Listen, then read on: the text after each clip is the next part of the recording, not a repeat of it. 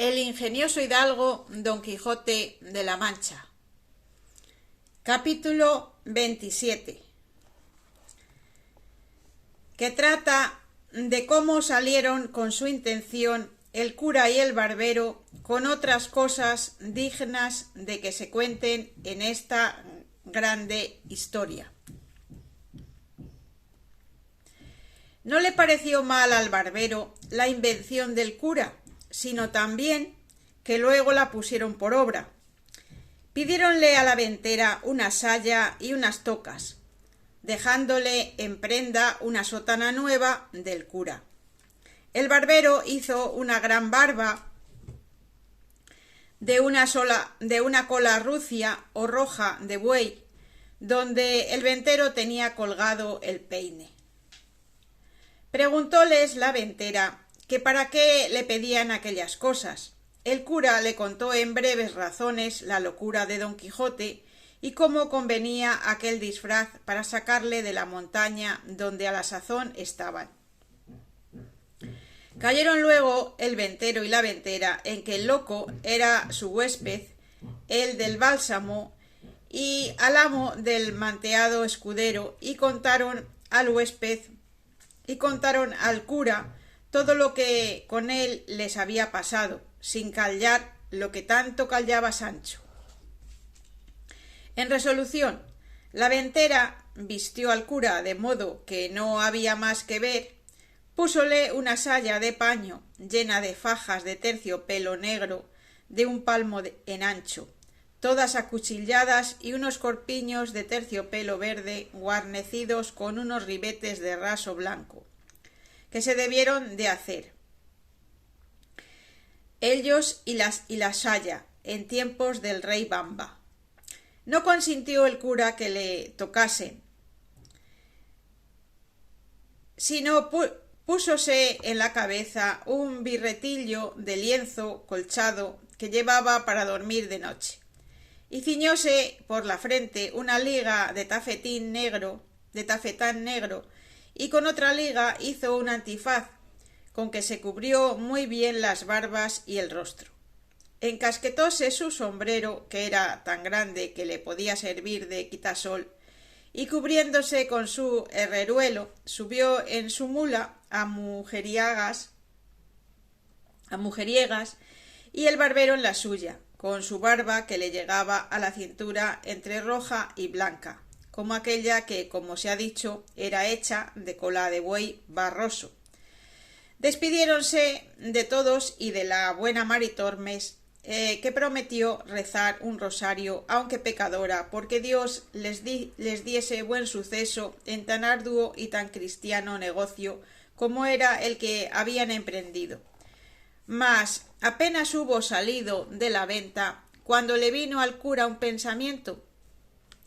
que hacía mal en haberse puesto de aquella manera, por ser cosa indecente que un sacerdote se pusiese así, aunque le fuese mucho en ello, y diciéndoselo al barbero le rogó que trocasen trajes, pues era más justo que él fuese la doncella menesterosa y que él haría el escudero, y que así se profanaba menos su dignidad, y que si no lo quería hacer determinaba de no pasar adelante, porque a Don Quijote se le llevase el diablo. En esto llegó Sancho, y de ver a los dos en aquel traje no pudo tener la risa. En efecto, el barbero vino en todo aquello que el cura quiso, y trocando la inversión, el cura le fue informando el modo que había de tener y las palabras que había de decir a Don Quijote para moverle y forzarle a que con él se viniese, y dejase la querencia del lugar que había escogido para su vana penitencia. El barbero respondió que sin que se lo diese lición, él lo pondría bien en su punto. No quiso vestirse por entonces hasta que estuviesen junto de donde Don Quijote estaba, y así dobló sus vestidos, y el cura acomodó su barba, y siguieron su camino, guiándole Sancho Panza, el cual les fue contando lo que les aconteció con el loco que hallaron en la sierra, encubriendo empero el hallazgo de la maleta y de cuanto en ella venía, que maguer, que tonto era un poco codicioso el mancebo, Otro día llegaron al lugar donde Sancho había dejado puestas las señales de las ramas para acertar el lugar donde había dejado a su señor, y en reconociéndole les dijo cómo aquella era la entrada y que bien se podía vestir si era que aquello hacía al caso para la libertad de su señor, porque ellos le habían dicho antes que el ir de aquella suerte y vestirse de aquel modo era toda la importancia para sacar a su amo de aquella mala vida que había escogido,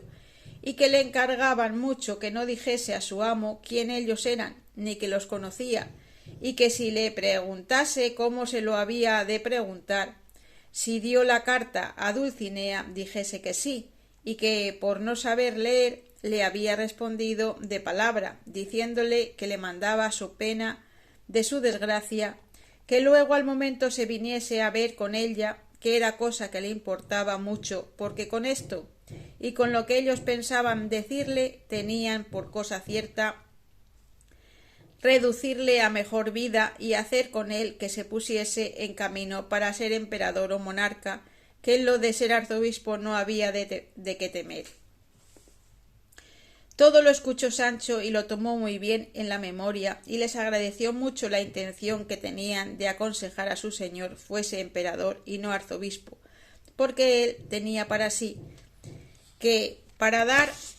mercedes a sus escuderos más podían los emperadores que los arzobispos andantes. También les dijo que sería muy bien que él fuese delante a buscarle y darle la respuesta de su señora, que ya sería ella bastante a sacarle de aquel lugar sin que ellos se pusieran en tanto trabajo. Parecióles bien lo que Sancho Panza decía, y así determinaron de aguardarle hasta que volviese con las nuevas del hallazgo de su amo. Entróse Sancho por aquellas quebradas de la sierra, dejando a los dos en una por donde corría un pequeño y manso arroyo, a quien hacían sombra agradable y fresca otras peñas y algunos árboles que por allí estaban. El calor y el día que allí llegaron era de los del mes de agosto, que por aquella parte suele ser el ardor muy grande, la hora a las 3 de la tarde, todo lo cual hacía el sitio más agradable y que convidase a que en él esperasen la vuelta de Sancho, como lo hicieron. Estando pues los dos allí sosegados y a la sombra, llegó a sus oídos una voz que sin acompañarla son de algún otro instrumento dulce y regaladamente sonaba, de que no poco se admiraron, por parecerles que aquel no era lugar donde pudiese haber quien tan bien cantase. Porque, aunque suele decirse que por las selvas y campos se hallan pastores de voces extremadas, más son encarnecimientos de poetas que verdades, y más cuando advirtieron que lo que oían cantar eran versos no de rústicos ganaderos, sino de discretos cortesanos. Y confirmó esta verdad haber sido los versos que oyeron estos. ¿Quién menoscaba mi bienes, desdenes? ¿Y quién aumenta mis duelos? Los celos. ¿Y quién prueba mi paciencia? Ausencia. De ese modo, en mi dolencia ningún remedio se alcanza, pues me matan la esperanza, desdenes, celos y ausencia. ¿Quién me causa este dolor? Amor. ¿Y quién mi gloria repugna? Fortuna. ¿Y quién consiente en mi duelo? El cielo. De ese modo yo recelo morir de este mal extraño, pues aumentan en mi daño amor, fortuna y el cielo. ¿Quién mejorará mi suerte? La muerte. ¿Y el bien de amor quién le alcanza? Mudanza. ¿Y sus males quién los cura? Locura.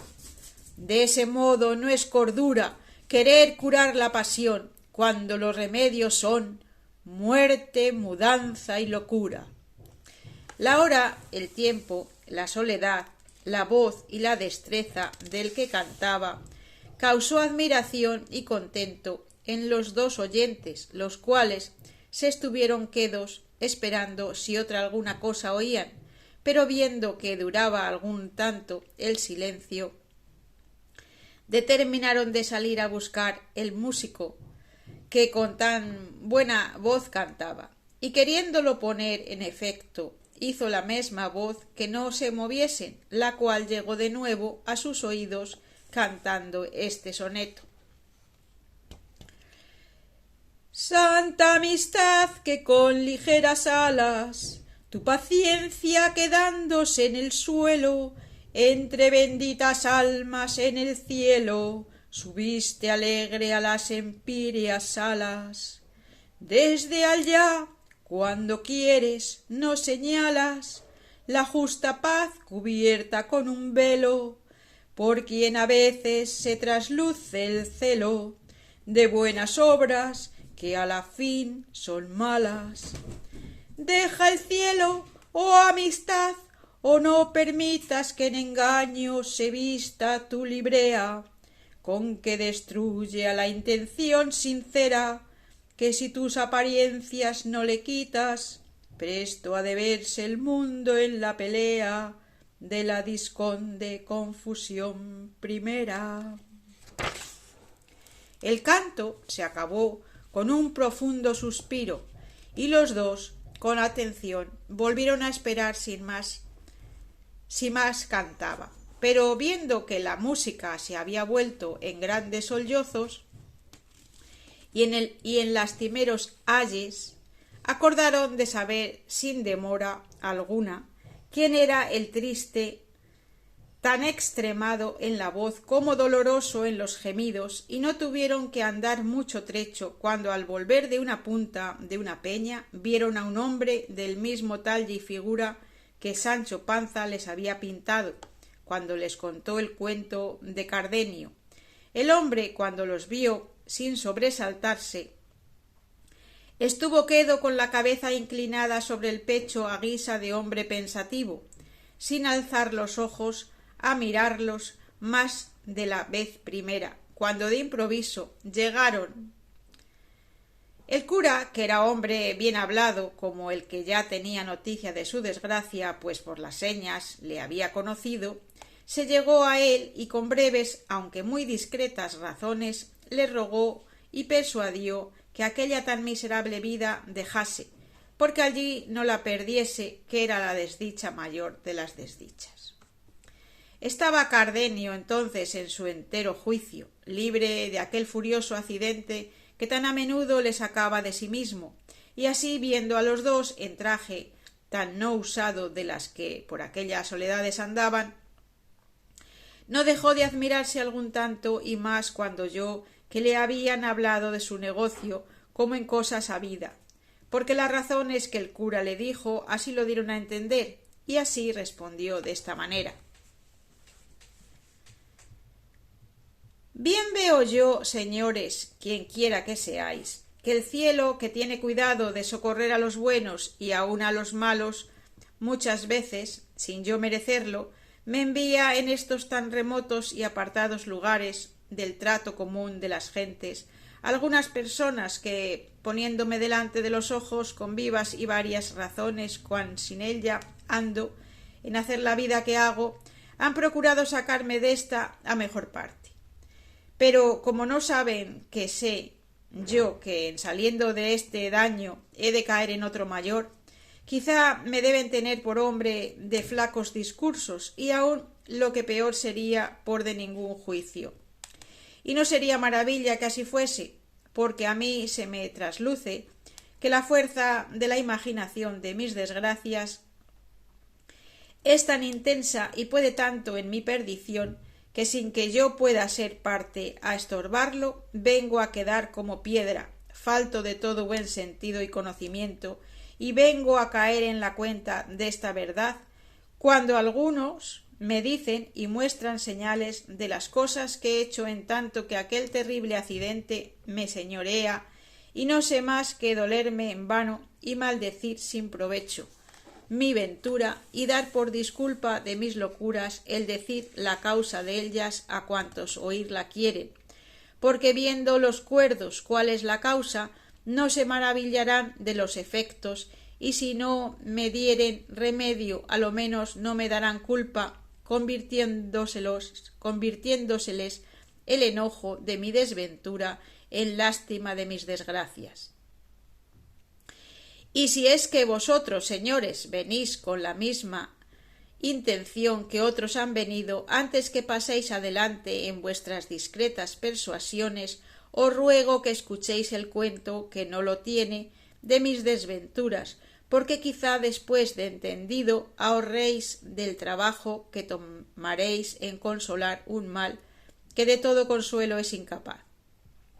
Los dos, que no deseaban otra cosa que saber de su mesma boca la causa de su daño, le rogaron se la contase, ofreciéndole de no hacer otra cosa de la que él quisiese en su remedio o consuelo, y con todo esto el triste caballero comenzó su lastimera historia casi por las mesmas palabras y pasos que le había contado a don Quijote y al cabrero pocos días atrás, cuando por ocasión del maestro Elisabat y puntualidad de don Quijote en guardar el decoro a la caballería, se quedó el cuento imperfecto, como la historia lo deja contado. Pero ahora quiso la buena suerte que se detuvo el accidente de la locura y le dio lugar de contarlo hasta el fin, y así llegando al paso del billete que había hallado don Fernando entre el libro de Amadís de Gaula, dijo Cardenio que lo tenía bien en la memoria y que decía de esta manera: Luscinda a Cardenio. Cada día descubro en vos valores que me obligan y fuerzan a que en más os estime, y así si quisiéredes sacarme desta deuda sin ejecutarme la honra, lo podréis muy bien hacer. Padre tengo que os conoce y que me quiere bien, el cual sin forzar mi voluntad cumplirá la que será justo que vos tengáis, si es que me estimáis como decís y como yo creo. Por este billete me moví a pedir a Luscinda por esposa, como ya os he contado, y este fue por quien quedó Luscinda en la opinión de don Fernando por una de las más discretas y avisadas mujeres de su tiempo, y este billete fue el que puso en deseo de destruirme antes que el mío se efectuase. Díjele yo a don Fernando, en lo que reparaba el padre de Luscinda, que era en que mi padre se la pidiese, lo cual yo no le osaba decir, temeroso que no vendría en ello, no porque no tuviese bien conocida la calidad, bondad, virtud y hermosura de Luscinda, y que tenía partes bastantes para ennoblecer cualquier otro linaje de España, sino porque yo entendía de él que deseaba que no me casase tan presto, hasta ver lo que el duque Ricardo hacía conmigo. En resolución le dije lo que yo no me aventuraba a decírselo a mi padre. Así por aquel inconveniente como por otros muchos que me acobardaban, sin saber cuáles eran, sino que me parecía que lo que yo desease jamás había de tener efecto. A todo esto me respondió don Fernando que él se encargaba de hablar a mi padre y hacer con él que hablase al de Luscinda. Oh Mario ambicioso, oh Catalina cruel, oh Sila facineroso, oh Galalón embustero, oh Bellido traidor, oh Julián vengativo, oh Judas codicioso traidor, cruel, vengativo y embustero, que de servicios te había hecho este triste, que con tanta llaneza te descubrió los secretos y contentos de su corazón. ¿Qué ofensa te hice? ¿Qué palabra te dije o qué consejos te di que no fuesen todos encaminados a acrecentar tu honra y tu provecho? Mas, ¿de qué me quejo, desventurado de mí? Pues es cosa cierta que cuando traen las desgracias la corriente de las estrellas, como vienen de alto abajo, Despeñándose con furor y con violencia, no hay fuerza en la tierra que les detenga, ni industria humana que prevenirlas pueda. ¿Quién pudiera imaginar que don Fernando, caballero ilustre, discreto, obligado de mis servicios, poderoso para alcanzar lo que el deseo amoroso le pidiese, donde quiera que le ocupase, se había de enconar, como suele decirse, en tomarme a mí una sola oveja que aún no poseía? Pero quédense estas consideraciones aparte, como inútiles y sin provecho, y añudemos el roto hilo de mi desdichada historia. Digo, pues, que pareciéndole a don Fernando que mi presencia le era inconveniente para poner en ejecución su falso y mal pensamiento, determinó de enviarme a su hermano mayor con ocasión de pedirle unos dineros para pagar 6 caballos que de industria, y sólo para este efecto de que me ausentase, para poder mejor salir con su dañado intento. El mismo día que se ofreció a hablar con mi padre, los compró y quiso que yo viniese por el dinero. ¿Pude yo prevenir esta traición? ¿Pude por ventura caer en imaginarla? No, por cierto. Antes con grandísimo gusto me ofrecí a partir luego, contento de la buena compra hecha. Aquella noche hablé con Luscinda y le dije lo que don Fernando quedaba concertado y que tuviese firme esperanza de que tendrían efecto nuestros buenos y justos deseos. Ella me dijo, tan segura como yo de la traición de don Fernando, que procurase volver presto, porque creía que no tardaría más la conclusión de nuestras voluntades que tardase mi padre de hablar al suyo. No sé qué fue, que en acabando de decirme esto, se le llenaron los ojos de lágrimas y un nudo se le atravesó en la garganta que no le dejaba hablar palabra de otras muchas que me pareció que procuraba decirme. Quedé admirado de este nuevo accidente, hasta allí jamás en ella visto, porque siempre nos hablábamos las veces que la buena fortuna y mi diligencia lo concedía con todo regocijo y contento, sin mezclar en nuestras pláticas lágrimas, suspiros, celos, sospechas o temores. Todo era engrandecer yo mi ventura por habérmela dado el cielo por señora, exageraba su belleza, admirábame de su valor y entendimiento, volvíame ella el recambio, alabando en mí lo que como enamorada le parecía digno de alabanza. Con esto nos contábamos 100.000 niñerías y acaecimientos de nuestros vecinos y conocidos, y a lo que más se extendía mi desenvoltura era a tomarle casi por la fuerza una de sus bellas y blancas manos y llevarla a mi boca, según daba lugar la estrechez de la reja que nos dividía. Pero la noche que precedió al triste día de mi partida, ella lloró, gimió y suspiró, y se fue y me dejó lleno de confusión y sobresalto, espantado de haber visto tan nuevas y tan tristes muestras de dolor y sentimiento en Luscinda,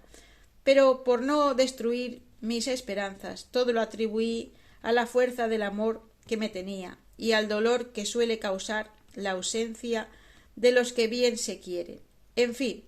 yo me partí triste y pensativo, llena el alma de imaginaciones y sospechas, sin saber lo que sospechaba ni imaginaba, claros indicios que me mostraban el triste suceso y desventura que me estaba aguardada. Llegué al lugar donde era enviado, di las cartas al hermano de don Fernando, fui bien recibido, pero no bien despachado, porque me mandó aguardar, bien a mi disgusto, 8 días, y en parte donde el duque, su padre, no me viese, porque su hermano le escribía que le enviase cierto dinero sin su sabiduría. Y todo fue invención del falso don Fernando, pues no faltaba a su hermano dineros para despacharme luego. Orden y mando fue este, que me puso en condición de no obedecerle, por parecerme imposible sustentar tantos días la vida en la ausencia de Luscinda, y más habiéndola dejado con la tristeza que os he contado. Pero con todo esto obedecí como buen criado, aunque veía que había de ser a costa de mi salud. Pero a los 4 días que allí llegué, llegó un hombre en mi busca, con una carta que me dio, que en el sobrecito conocía ser de Luscinda, porque la letra de él era suya. Abríla temeroso y con sobresalto, creyendo que cosa grande debía ser la que le había movido a escribirme estando ausente, pues presente pocas veces lo hacía. Preguntéle al hombre antes de leerla quién se la había dado y el tiempo que había tardado en el camino. Díjome que acaso pasando por una calle de la ciudad a la hora del mediodía, una señora muy hermosa le llamó desde una ventana, los ojos llenos de lágrimas, y que con mucha priesa le dijo: «Hermano, si sois cristiano como parecéis, por amor de Dios, os ruego que encaminéis luego esta carta al lugar y a la persona que dice el sobrecito, que todo es bien conocido, y en ello haréis un gran servicio a nuestro Señor. Y para que no os falte comodidad de poderlo hacer, tomad lo que va en este pañuelo». Y diciendo esto me arrojó por la ventana un pañuelo donde venían atados 100 reales y esta sortija de oro que aquí traigo. Con esta carta que os he dado, y luego, sin aguardar respuesta mía, se quitó de la ventana, aunque primero vio cómo yo tomé la carta y el pañuelo, y por señas le dije que haría lo que mandaba. Y así, viéndome tan bien pagado del trabajo que podía tomar en traérosla, y conociendo por el sobrecito que érades vos a quien se enviaba, porque yo, señor, os conozco muy bien, y obligado ansimesmo de las lágrimas de aquella hermosa señora, determiné de no fiarme de otra persona, sino venir yo mesmo a dárosla. Y en 16 horas que se me dio, he hecho el camino que sabéis es de 18 leguas. En tanto que el agradecido y nuevo correo esto me decía, estaba yo colgado de sus palabras, temblándome las piernas de manera que apenas podía sostenerme. En efecto, abrí la carta y vi que contenía estas razones. La palabra que don Fernando os dio de hablar a vuestro padre para que hablase al mío, la ha cumplido más en su gusto que en vuestro provecho. Sabed, señor, que él me ha pedido por esposa, y mi padre, llevado de la ventaja que él piensa que don Fernando os hace, ha venido en lo que quiere, con tantas veras que de aquí a 2 días se ha de hacer el desposorio, tan secreto y tan a solas que sólo han de ser testigos los cielos y alguna gente de casa. Cual yo quedo, imaginadlo, si os cumple, venid, vedlo, y si os quiero bien o no, el suceso de este negocio os lo dará a entender. A Dios plega que ésta llegue a vuestras manos antes que la mía se vea en condición de juntarse con la de quien tan mal sabe guardar lo que promete. Estas, en suma, fueron las razones que la carta contenía y las que me hicieron poner luego en camino sin esperar otra respuesta ni otros dineros, que bien claro conocí entonces que no la compra de los caballos sino la de su gusto había movido a don Fernando a enviarme a su hermano. El enojo que contra don Fernando concebí, junto con el temor de perder la prenda que tantos años de servicios y deseos tenía granjeada, me pusieron alas, pues casi como en vuelo, otro día me puse en mi lugar, al punto y hora que convenía para ir a hablar a Luscinda. Entré secreto y dejé una mula en que venía en casa del buen hombre que me había llevado la carta, y quiso la suerte que entonces la tuviese tan buena, que hallé a Luscinda puesta la reja, testigo de nuestros amores. Conocióme Luscinda luego y conociéla yo, mas no como ella debía conocerme y yo conocerla. Pero, ¿quién hay en el mundo que se pueda alabar que ha penetrado y sabido el confuso pensamiento y condición mudable de una mujer? Ninguno, por cierto. Digo pues que así como Luscinda me vio, me dijo: Cardenio, de boda estoy vestida. Ya me están aguardando en la sala don Fernando el traidor y mi padre el codicioso, con otros testigos que antes lo serán de mi muerte que de mi desposorio. No te turbes, amigo, sino procura hallarte presente a este sacrificio, el cual, si no pudiera ser estorbado de mis razones, una daga llevo escondida que podrá estorbar más determinadas fuerzas, dando fin a mi vida y principio a que conozcas la voluntad que te he tenido y tengo. Yo le respondí turbado y apriesa, temeroso, no me faltase lugar para responderla. Hagan, señora, tus obras verdaderas, tus palabras, que si tú llevas daga para acreditarte, aquí llevo yo espada para defenderte con ella y para matarme si la suerte nos fuese contraria. No creo que pudo oír todas estas razones, porque sentí que la llamaban apriesa porque el desposado aguardaba. Cerróse con esto la noche de mi tristeza, púsoseme el sol de mi alegría, quedé sin luz en los ojos y sin discurso en el entendimiento. No acertaba a entrar en su casa, ni podía moverme a parte alguna, pero considerando cuánto importaba mi presencia para lo que suceder y pudiere en aquel caso, me animé lo más que pude y entré en su casa, y como ya sabía muy bien todas sus entradas y salidas, y más con el alboroto que de secreto en ella se andaba, nadie me echó de ver, así que, sin ser visto, tuve lugar de ponerme en el hueco que hacía una ventana de la misma sala, que con las puntas y remates de 2 tapices se cubría, por entre las cuales podía yo ver, sin ser visto, todo cuanto en la sala se hacía. ¿Quién pudiera decir ahora los sobresaltos que me dio el corazón mientras allí estuve, los pensamientos que me ocurrieron, las consideraciones que hice, que fueron tantas y tales que ni se pueden decir, ni aun es bien que se digan? Basta que sepáis que el desposado entró en la sala sin otro adorno que los mesmos vestidos ordinarios que solía. Traía por padrino a un primo hermano de Luscinda, y en toda la sala no había persona de fuera, sino los criados de la casa. De allí a un poco salió de una recámara Luscinda, acompañada de su madre y de 2 doncellas suyas, tan bien aderezada y compuesta como su calidad y hermosura merecían, y como quien era la perfección de la gala y bizarría cortesana. No me dio lugar mi suspensión y arrobamiento para que mirase y notase en particular lo que traía vestido.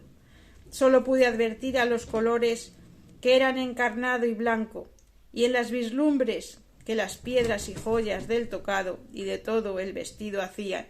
a todo lo cual se aventajaba la belleza singular de sus hermosos y rubios cabellos, tales que en competencia de las piedras preciosas y de las luces de 4 hachas que en la sala estaban, la suya con más resplandor a los ojos ofrecían. ¡Ah, memoria enemiga mortal de mi descanso! ¿De qué sirve representarme ahora la incomparable belleza de aquella adorada enemiga mía?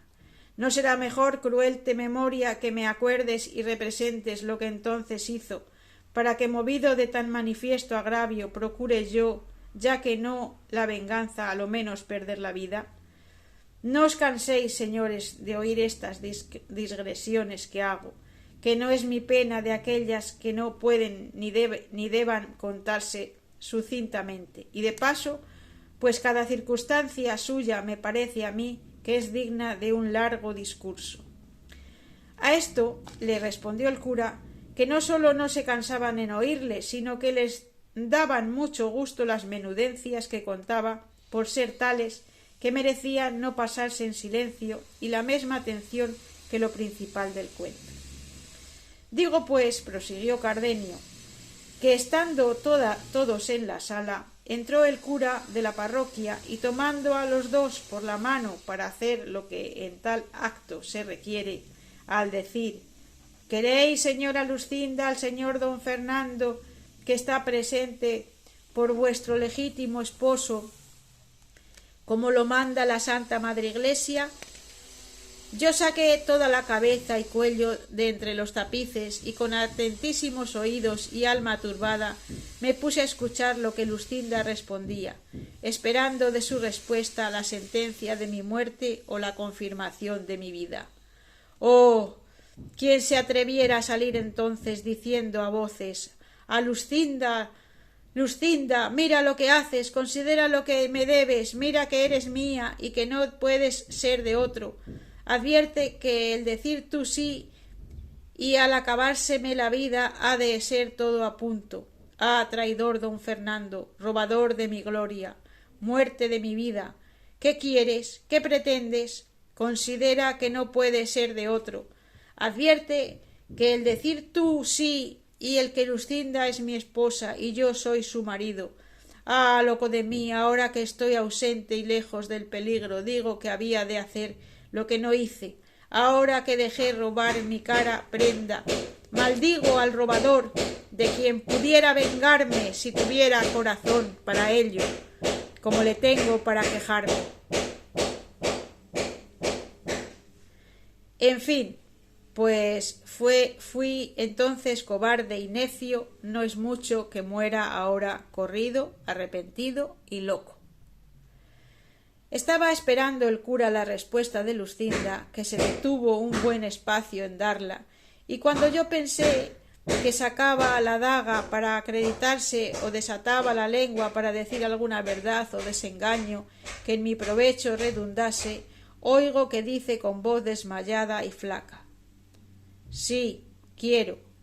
Y lo mismo dijo don Fernando, y dándole el anillo quedaron en indisoluble nudo ligados. Llegó el desposado a abrazar a su esposa y ella, poniéndose la mano sobre el corazón, cayó desmayada en los brazos de su madre. Resta ahora decir cuál quedé yo viendo el sí que había oído, burladas mis esperanzas, falsas las palabras y promesas de Luscinda, imposibilitado de cobrar en algún tiempo el bien que en aquel instante había perdido. Quedé falto de consejo, desamparado a mi parecer de todo el cielo, hecho enemigo de la tierra que me sustentaba, negándome el aire aliento para mis suspiros,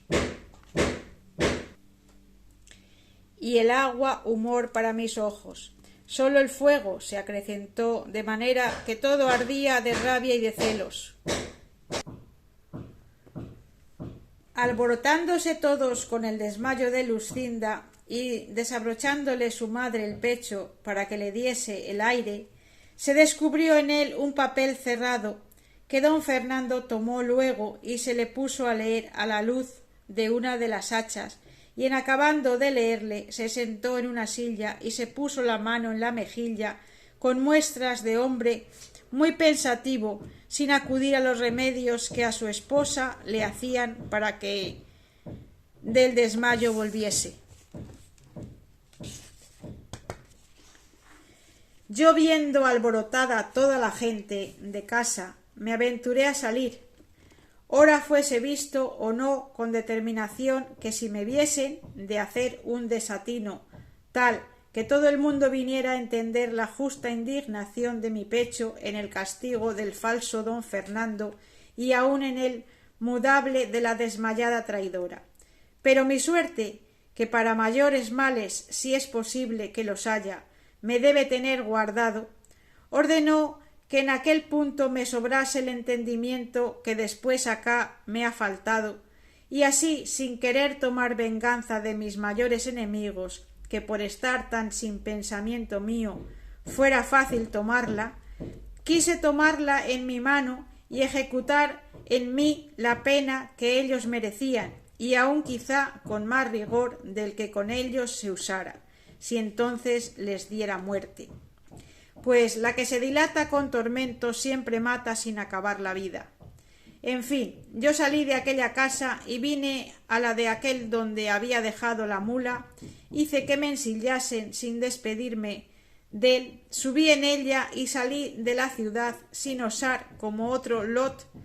volver el rostro a Miralla, y cuando me vi en el campo solo, y que la escuridad de la noche me encubrían, y su silencio convidaba a quejarme sin respeto o miedo de ser escuchado ni conocido, solté la voz y desaté la lengua en tantas maldiciones de Luscinda y de don Fernando, como si con ellas satisfaciera el agravio que me habían hecho. Dile títulos de cruel, de ingrata, de falsa y desagradecida, pero sobre todos de codiciosa, pues la riqueza de mi enemigo le había cerrado los ojos a aquel con quien más liberal y franca la fortuna se había mostrado. Y en mitad de la fuga de estas maldiciones y vituperios la desculpaba, diciendo que no era mucho que una doncella recogida en casa de sus padres, hecha y acostumbrada siempre a obedecerlos, hubiese querido condescender con su gusto, pues le daban por esposo a un caballero tan principal, tan rico y tan gentil hombre, que a no querer recibirle se podía pensar o que no tenía juicio o que en otra parte tenía la voluntad, cosa que redundaba tan en perjuicio de su buena opinión y fama. Luego volvía diciendo que puesto que ella dijera que yo era su esposo, vieran ellos que no había hecho en escogerme tan mala elección que no la desculparan, pues antes de ofrecerles don Fernando no pudieron ellos mesmos acertar o desear, si con razón midiesen su deseo, otro mejor que yo para esposo de su hija, y que bien pudiera ella, antes de ponerse en el trance forzoso y último de dar la mano, decir que yo ya le había dado la mía, que yo viniera y concediera con todo cuanto ella acertara a fingir en este caso. En fin, me resolví en que poco amor podía juicio, mucha ambición y deseos de grandeza hicieron que se olvidase de las palabras con que me había engañado, entretenido y sustentado en mis firmes esperanzas y honestos deseos. Con estas voces y con esta inquietud caminé lo que quedaba de aquella noche y di al amanecer en una entrada de estas tierras por las cuales caminé otros 3 días sin senda ni camino alguno, hasta que vine a parar a unos prados que no sé a qué mano de estas montañas caen, y allí pregunté a unos ganaderos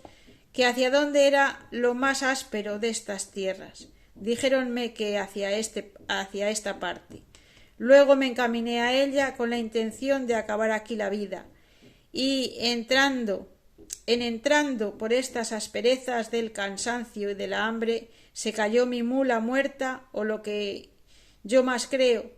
por desechar de sí tan inútil carga como en mí llevaba.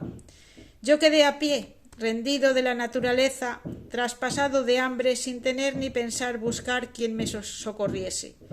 De aquella manera estuve no sé qué tiempo tendido en el suelo, al cabo del cual me levanté sin hambre y hallé junto a mí a unos cabreros que sin duda debieron ser los que mi necesidad remediaron, porque ellos me dijeron de la manera que me habían hallado y cómo estaba diciendo tantos disparates y desatinos que daba indicios claros de haber perdido el juicio, y yo he sentido en mí, después acá, que no todas las veces le tengo cabal, sino tan desmedrado y flaco que hago 1000 locuras, rasgándome los vestidos, dando voces por estas soledades, maldiciendo mi ventura y repitiendo en vano el nombre amado de mi enemiga, sin tener otro discurso ni intento entonces que procurar acabar la vida voceando, y cuando en mí vuelvo me hallo tan cansado y molido que apenas puedo moverme. Mi más común habitación es en el hueco de un alcornoque capaz de cubrir este miserable cuerpo. Los vaqueros y cabreros que andan por estas montañas movidos de caridad me sustentan,